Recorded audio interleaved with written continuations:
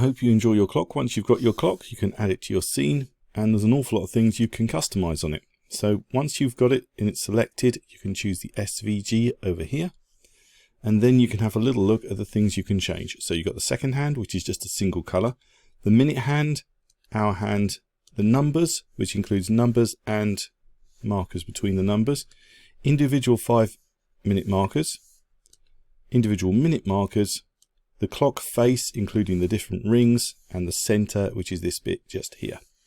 So you can turn things on and off. So for example, if you want to turn the second hand off, you can just choose the group and turn it off entirely, or you can have it back on again. It's entirely up to you.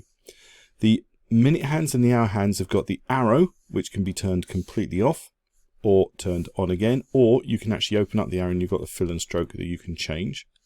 And then you've got the actual color of the hands themselves. You've got the fill and stroke of the hands.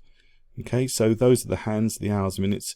The numbers have got two sections, the actual numbers themselves, which can be turned off, and the intervals, which can also be turned off, but of course you can actually turn the fill and the stroke separately. Then you've got the 5-minute marks. If you want to have 5-minute marks which are not to do with the hours, which can be turned on, so you can just have the 5-minute mark, and then you can go in and do the fill and the stroke.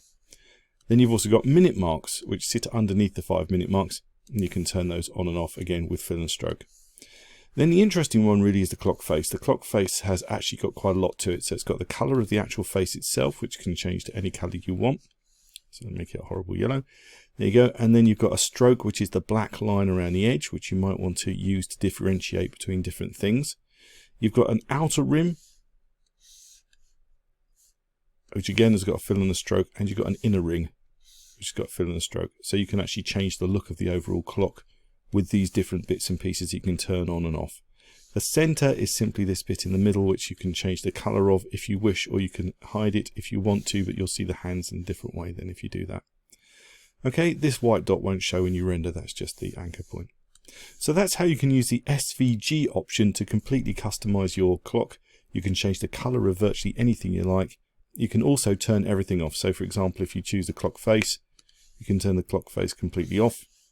But if you wanted to, you'd need to turn the rings off as well. So if you want to, you can actually turn the whole clock face off and just have your dials and everything else. Okay, so it's quite flexible. There's an awful lot you can do with it. Hope you found this useful.